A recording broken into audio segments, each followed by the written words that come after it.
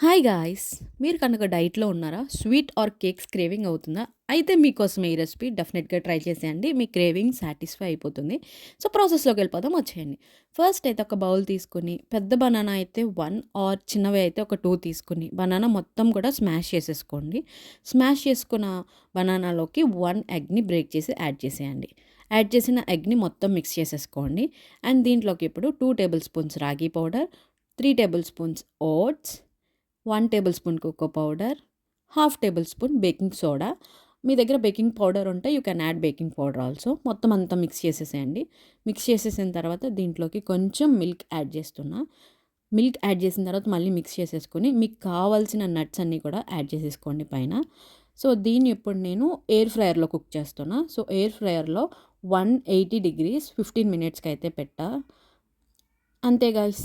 మనం టైం అయిపోయిన తర్వాత తీసుకుంటే మన రెసిపీ అయితే రెడీ అయిపోతుంది. టేస్ట్ అయితే చాలా బావుంటుంది. డెఫినిట్‌గా ట్రై చేయండి guys. That's it for this video. Bye.